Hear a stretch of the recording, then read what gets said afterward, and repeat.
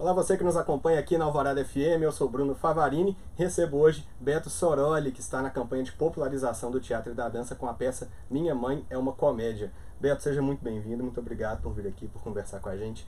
É um espetáculo que está aí desde 2012, né? E como é que está a expectativa, apesar de tanto tempo em cartaz, como é que está a expectativa para mais uma apresentação? A melhor possível, assim, porque a gente foi crescendo com o tempo, né? Eu estreiei em 2012 e aí o público foi conhecendo o espetáculo, a gente se apresentava sempre em salas menores, né? E aí o nosso público foi crescendo, foi fidelizando. Tem gente que vai ver a peça 4, 5 vezes, leva a família. E aí, ano passado, depois de uma campanha de sucesso, que a gente fez uma temporada num teatro pequeno lá no Palácio das Artes, nós fomos convidados pela diretoria artística a subir, ir para o Grande Teatro. Aí a gente fez uma apresentação, a nossa primeira apresentação no Grande Teatro, no meio do ano passado, foi ótimo, e para a campanha tenho certeza que vai ser muito bom também. Ah, que legal. E como é que é a origem desse espetáculo? São crônicas que você leu e a história da sua família? Como é que surgiu a ideia de fazer essa peça? Então, tem muito a ver com a minha história pessoal. Eu gostava muito de atores que criavam personagens de sketches cômicos, várias referências, tipo Cócegas, Heloísa Perissé, Ingrid Guimarães, né, que era a peça delas que fez muito sucesso, ou então Terça Insana. Eu tinha DVDs dessas montagens e eu assistia assim incansavelmente até decorar. E eu fazia nas festas para os meus amigos. Eu já era ator. E aí eu falava, nossa, tem um texto muito legal, posso fazer? E eu fazia, e as pessoas ficavam pedindo pra eu fazer. Eu falava, nossa, eu tenho que criar meu próprio personagem. E, assim, eu tenho uma mãe que imita todo mundo, então já tem aquela coisa meio que na família, assim, de brincar, de criar personagens. E aí as figuras femininas da minha família são muito engraçadas. E aí eu falo, nossa, vai ser por aqui. Eu vi uma entrevista do Luiz Miranda, que é um ator que era do Terça Insana, e ele falando, olha, essa personagem aqui não sou eu, é a minha mãe, gente. Eu não inventei nada, isso aqui é a minha mãe escrito. Eu falei, nossa, eu vou fazer a minha mãe. Aí eu criei uma personagem que era a minha mãe, baseado nas características da minha mãe, da minha avó, da minha madrinha, que são as figuras mais engraçadas que tem na minha família. E aí deu muito certo. E aí eu falei, vou escrever um texto para essa personagem. E aí criei esse texto e em 2009 ele ficou pronto. Eu procurei alguns produtores de Belo Horizonte para mostrar, porque eu não tinha recurso para montar. E procurei alguns produtores. Daí o Maurício Canguçu e o Ivo Amaral me encorajaram a montar. Eles falaram, olha, a gente não vai montar esse projeto com você agora porque a gente está com 3 peças. A gente não tem caixa para montar uma peça, mas você tem que fazer, porque eu fiz uma leitura para eles, eles gostaram. Aí o Maurício super me ajudou, tanto é que ele veio depois a me orientar, a me dirigir. E aí eu fiquei com aquele projeto na gaveta até ter recurso para poder. Eu fui estudar sobre lei de incentivo, fui tentar descobrir como conseguir um patrocínio. De 2009 a 2012 eu fiquei com isso na cabeça e paralelamente eu estava fazendo um teatro musical em São Paulo. E aí acabou que eu voltei em 2012 para cá e fiz um curso que chamava Como Tirar o Seu Projeto do Papel Sem Lei de Incentivo. Tudo que você precisava, né? Literalmente o que eu precisava. Com a menina de Belo Horizonte que estudou em Londres, chama Rafaela Capai, que ela é coach de empreendedores criativos. E aí eu fiz um dos exercícios no curso dela, que era montar uma peça, daí a 6 meses estrear. Eu estreiei 6 meses exatamente depois, foi em 2012, aí nunca mais eu parei. E a gente falou do Maurício Canguçu, né, que hoje é o seu diretor nesse espetáculo. Também é um rosto muito conhecido na campanha de popularização. Sim. Como é que é para você trabalhar com ele? Como é que é a relação de vocês dois? Nossa, o Maurício, ele é, assim, um ser humano sensacional, sensacional, assim, perfeito sem defeitos. Eu conheci ele em 2009 porque eu fui fazer uma peça dentro da produtora, que chamava Romeu e Romeu, era tipo um musical, com 5 atores e direção do Calô Araújo. E a produção era deles, dele e do Will, né, da Cangarau, a produtora deles. E aí eu gostei muito deles, aí eu assisti muito a peça deles, que eu nunca tinha visto. Eu confesso que eu nunca tinha visto antes de trabalhar com eles, que é O Espírito Baixou em Mim, que é o sucesso absoluto de todas as campanhas, né. E aí eu falei, nossa, é por isso que eles fazem sucesso, eles são geniais, assim. Adoro o trabalho deles como atores. O Maurício tem uma sensibilidade muito grande para o teatro, assim, não só para comédia. Eles são muito conhecidos pela comédia, mas eles são bons atores. Eles fazem mais... Aliás, o Jô Soares já falava isso. Pra fazer rir, você tem que ser bom ator, né? E aí o Maurício, assim, em poucos encontros, ele me dava cada toque, assim, tipo, aqui você vai fazer assim com a cara, você vai olhar pra cá, você vai falar isso, você vai jogar pra plateia. realmente ele domina a coisa do palco, assim. E muito generoso, muito generoso, muito generoso. Eu só tenho a agradecer ele pro resto da minha vida. Uhum. E como é que você faz para manter um espetáculo desde 2012 atual? Como é que você trabalha para manter esse texto ativo? Então, como é a minha história, eu tenho muita propriedade, eu acho assim, pra falar. E, no final das contas, como o espetáculo é meu, eu me dei a liberdade de ir criando adaptações. Tem cenas que existiam em 2012, quando estreou, que não tem hoje. Uhum. E tem cenas que tem hoje que não tinha em 2012. E eu senti uma falta também de deixar o roteiro mais redondo, sabe? De ter um início, meio e fim, de ter uma conclusão, assim. Aí até que um dia um grande amigo meu, psiquiatra, foi assistir o espetáculo e eu sempre pegava a opinião da plateia. Tem uma fichinha que a gente dá pra plateia no final e eles anotam lá as impressões. Aí aquilo parecia. As pessoas sempre falam, é ótimo, gostei, não. Eu falava, nossa gente, será que eu só tô. É biscoito, né? Só tô querendo biscoito aqui? O povo que gosta vai lá e escreve que gostou. Só que aí um amigo meu escreveu assim, Beto, eu vi uma peça do Carlos Nunes, que é uma grande referência pra mim também. Foi a primeira peça que eu assisti na minha vida, foi dele. Por causa dele que eu tomei coragem pra fazer uma peça sozinho, porque eu vi que ele segurava a plateia sozinho no palco. E aí ele falou assim, ó, o Carlos Nunes sempre traz uma coisa poética no final. Uma coisa mais emotiva. A sua peça é ótima, mas eu cansei de tanto rir. Minha barriga doeu, minha mandíbula doeu, assim, eu não aguento mais rir. Coloca uma coisa mais poética no final. E eu tava lendo muito Khalil Gibran na época, que é um escritor libanês, e ele tem um livro que chama O Profeta, e dentro desse livro tem um poema que fala sobre filhos. E a peça fala muito sobre isso, né? A mãe, a relação com seus filhos, ela como filha, que foi criada pela avó, a relação de maternidade que ela tem com a avó. Eu falei, nossa, esse poema encaixa como uma luva. Aí eu fui transformando e adaptando. Então, tem pessoas que chegam pra mim e falam, nossa, você me tocou, é uma vovozinha. Nossa, você me tocou muito com aquele momento, eu ri, mas chegou naquele momento eu chorei, porque você fala da relação da mãe com o filho em toda a sua vida. Tem mulher que chega pra mim e fala assim, nossa, mas essa peça ela é feminista, porque a Catarina é uma mãe solteira, independente, que cria os filhos sozinha. Fala assim, não, mas você fala sobre educação, porque a Catarina ela comete muitos erros e acertos com os filhos dela, porque ela é estressada. E aí acaba que os temas foi conjecturando, assim. Eu acho que a minha abertura para dialogar com o que está acontecendo, a minha liberdade de fazer o que quiser porque a peça é minha, e de sentir a resposta do público, de ver, ó, tô fazendo isso, tá funcionando, então vou manter. Sim, e é interessante que a gente conversava antes de começar a gravar sobre como você faz para manter uma peça sozinho, para interpretar 3 personagens. Como é que é essa transição da avó para Catarina, da Catarina para o Gilberto? Como é que você faz essa transição para ela ser rápida e para ela ser bem feita? Eu troco de roupa no palco, na frente das pessoas. Eu vi isso numa montagem que eu assisti há muitos anos atrás, quando eu era estudante de teatro, lá no Galpão Cine Horto, né? E aí veio uma montagem de fora, que eram 2 atores, que eles se transformavam completamente na frente da gente.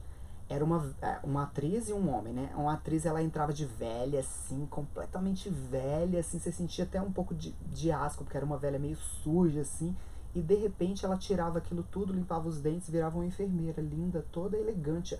O cúmulo da limpeza, né? Porque a enfermeira tem que ser assim, esterilizada, né? Então ela saía de uma bruxa para uma enfermeira esterilizada na nossa frente. Aquilo me marcou muito como ator. E eu fiquei com vontade de fazer isso no palco. Aí, no início, a peça era só a Catarina. A única personagem era a Catarina do início ao fim. Aí com essa transformação que eu te falei de trazer uma coisa poética, eu resolvi colocar a avó. Porque essa personagem, ela é de comédia também e tal. Eu fiz ela no Prêmio Multishow de Humor, as pessoas gostaram muito. Eu fazia no rádio, as pessoas gostavam muito também.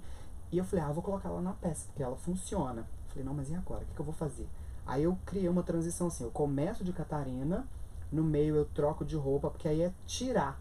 É mais do que colocar. Porque a Catarina, ela tem enchimento. Então, se fosse vestir a Catarina depois, ia demorar. Por uma questão prática, porque eu sou bem virginiano, eu coloquei a Catarina primeiro. E também porque a Catarina joga tudo pra cima, assim. Ela é bem extrovertida. Eu até pensei, na hora que você se apresentou pra mim, Falei, gente, se eu tivesse aqui de Catarina, eu ia fazer tanta piada, trocadilho com o nome dele, que eu tem um sobrenome diferente, que a Catarina, ela fala tudo errado, então ela não consegue pronunciar um nome estrangeiro. Sim. E tal. Mas então é isso, aí a Catarina joga tudo pra cima. Aí depois eu vou meio que tirando, me transformando em avó, tirando, me transformando em Beto. Uhum. E interpretando duas personagens femininas, você toma algum cuidado especial pra não cair em nenhum estereótipo que possa ser comentado depois? Então, eu não tomo não, mas nunca caí. Uhum. Por quê? Eu até falo isso na peça, que é o que trouxe a peça à tona. A matemática da minha infância é: eu sou filho único, tenho 3 irmãs, 10 primas, 10 tias, 2 avós, 2 bisavós, a minha mãe e a minha madrinha. Eu cresci cercado de mulher. Eu, inclusive, tive problema por causa disso, porque eu imitava elas. Então, eu tinha muitos trejeitos, eu era muito afeminado, assim. Fui uma criança extremamente afeminada. Por causa disso, porque eu aprendi a falar imitando mulher, aprendi a fazer tudo imitando mulher. Eu sei costurar, eu sei bordar pano de prato e tal. Eu fazia tudo que as mulheres da minha família faziam. Então, essa coisa da mímese corpórea, eu meio que eu tenho uma facilidade corporal para fazer isso e tenho muita referência na minha cabeça. Então, é o contrário. As pessoas chegam pra mim e falam assim: eu achei que era uma mulher mesmo.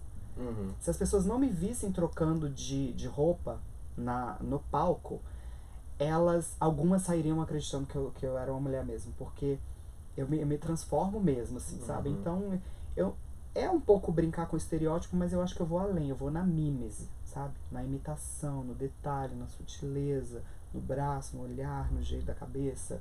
Então, eu acho que eu consigo transcender isso. Ninguém nunca me criticou. Que bom.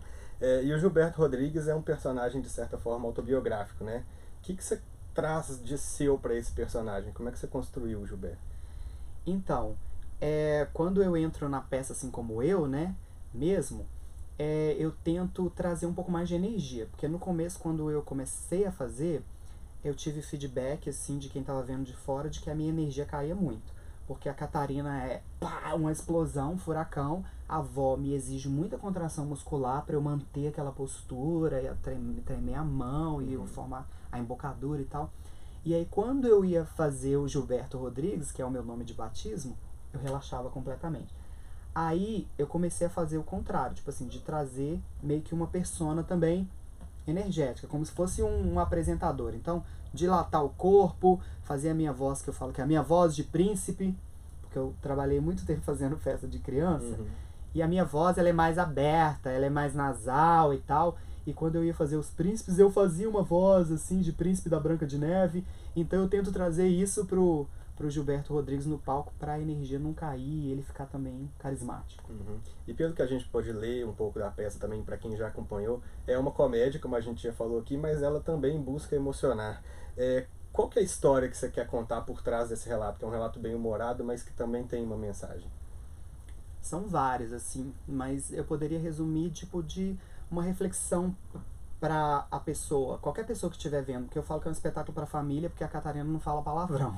Mas realmente é assim, vão muitas crianças, as crianças cantam as músicas, né, porque a Catarina, a avó, todo mundo canta no espetáculo, o Beto me canta, e aí as crianças se identificam com alguma parte dessa coisa de se colocar como filho, de ver o lugar da mãe, né, de um pouco de empatia, talvez seja empatia. A mãe se colocar, as mães se identificarem com a mãe, os filhos se identificarem com os filhos, as avós se identificarem com a avó. Então eu acho que é uma mensagem de empatia. E além de interpretar, você também tem um canal no YouTube que você fala sobre belting, né? Conta pra gente um pouco desse projeto, o que é isso, o que você passa nesse canal do YouTube.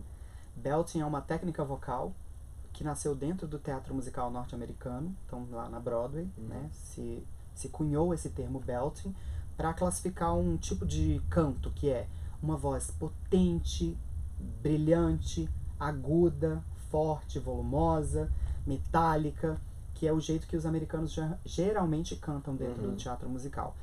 E aí o meu professor, lá de São Paulo, ele morou nos Estados Unidos. Ele cunhou um termo que se chama belting contemporâneo, criou uma metodologia, lançou livro, tem uma escola lá em São Paulo. Ele é professor de um monte de gente bacana, assim, do teatro musical. Ele é professor de vários protagonistas, assim, de musical, tipo a Cláudia Raia, a aluna dele já tem, acho que é ao mesmo tempo que eu, desde 2008, assim.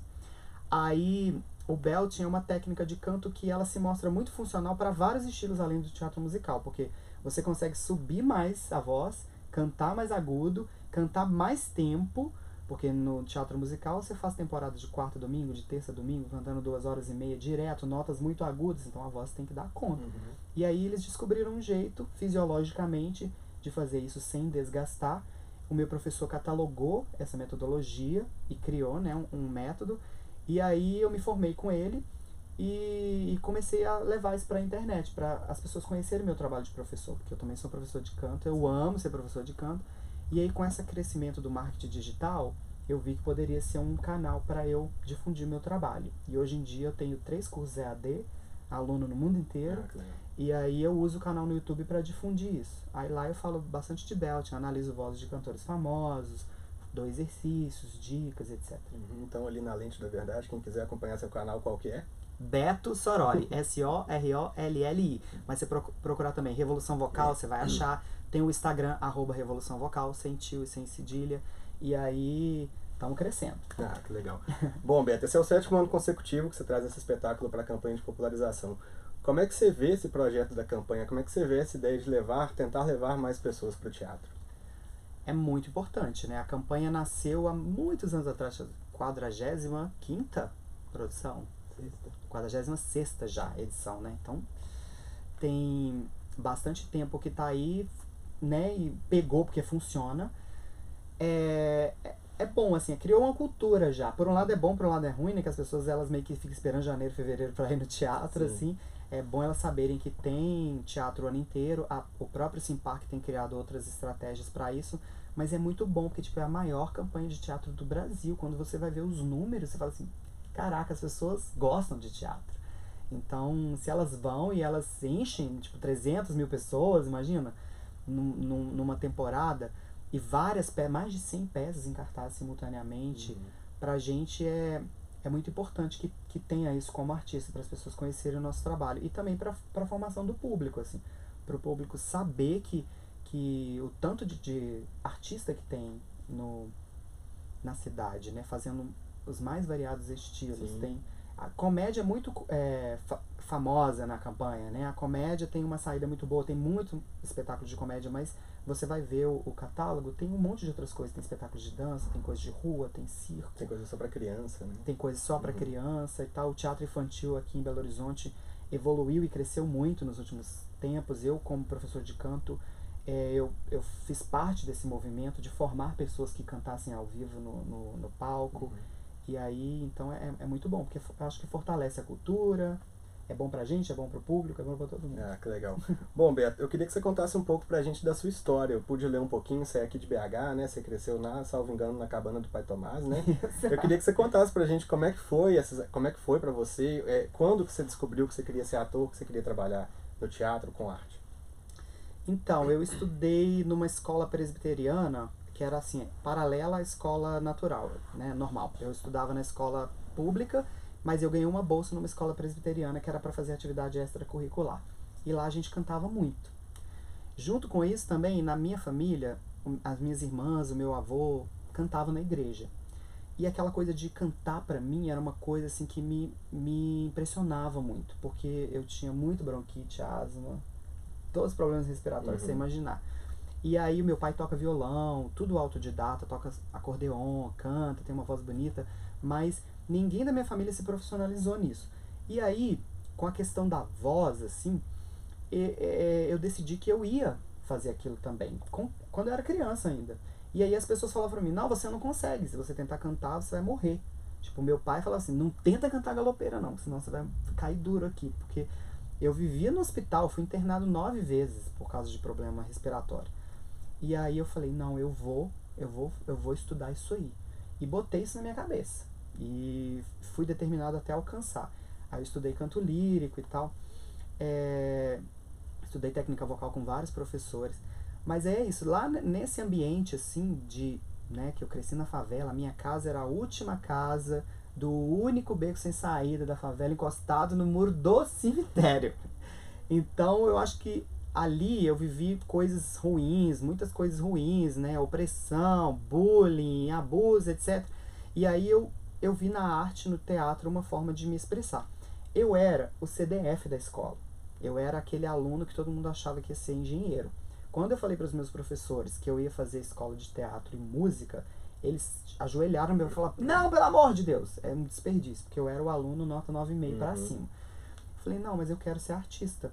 Eu lembro que eu me encontrei anos depois, numa festa de ex-alunos, com uma professora da escola presbiteriana, e ela falou assim, e aí, o que você fez? O que você fez da vida? Eu falei, eu sou ator, eu sou cantor, estou estudando balé agora. Ela fez assim, nossa, eu achava que você ia ser engenheiro, médico, advogado. Eu falei, então, mas eu sou artista, é mais legal ainda.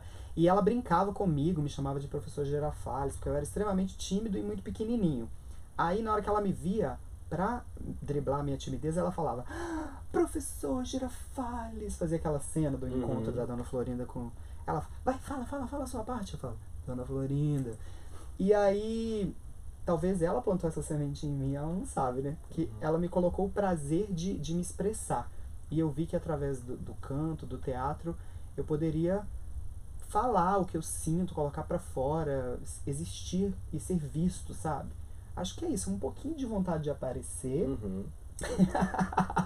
e um pouquinho eu vou existir, isso aqui vai ser o meu canal pra colocar minha voz no mundo. Ah, que legal. Beto, muito bacana ouvir sua história, muito bacana ouvir sobre A Minha Mãe é uma Comédia, mas eu quero que você volte para a nossa Lente da Verdade e convide nossos ouvintes para conferirem esse espetáculo no dia 30 de janeiro.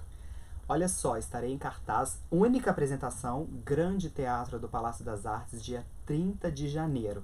Garante seu ingresso e vem, você vai rir muito, é de verdade, é sério, você vai rir muito, mas você também vai se emocionar. Pode vir criança, papai, mamãe, casal, vovó, que todos são bem-vindos para assistir e se divertir com A Minha Mãe é uma Comédia. Legal, Beto. Obrigado pelo papo. Seja sempre muito bem-vindo. Para você que nos acompanhou, muito obrigado. Dia 30 de janeiro, Minha Mãe é uma Comédia no Grande Teatro do Palácio das Artes. Obrigado.